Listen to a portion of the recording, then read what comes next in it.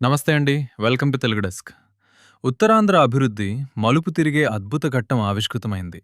భోగాపురంలో నూతనంగా నిర్మించిన అల్లూరి సీతారామరాజు అంతర్జాతీయ విమానాశ్రయాన్ని ప్రధాని నరేంద్ర మోదీ, సీఎం చంద్రబాబు నాయుడు గారు కలిసి వైభవంగా ప్రారంభించారు. ఈ వేడుకలో డిప్యూటీ సీఎం పవన్ కళ్యాణ్, మంత్రి లోకేష్, కేంద్ర మంత్రులు మరియు కూటమి నాయకులు పెద్ద ఎత్తున పాల్గొన్నారు.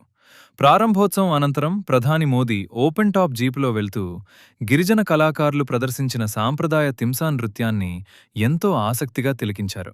ఈ ఇంటర్నేషనల్ ఎయిర్పోర్ట్ అందుబాటులోకి రావడంతో విశాఖ మరియు ఉత్తరాంధ్ర ప్రాంతంలో పరిశ్రమలు, పర్యాటకం, ఉపాధి అవకాశాలు భారీగా పెరుగుతాయని భావిస్తున్నారు. ప్రారంభోత్సవ అనంతరం ప్రధాని మోదీ భారీ బహిరంగ సభను ఉద్దేశించి ప్రసంగించనున్నారు. ఉత్తరాంధ్ర మకుటంలో మైలురాయిగా నిలిచిన భోగాపురం ఇంటర్నేషనల్ ఎయిర్పోర్ట్ ప్రారంభోత్సవంపై మీ అభిప్రాయాన్ని కింద కామెంట్ చేయండి.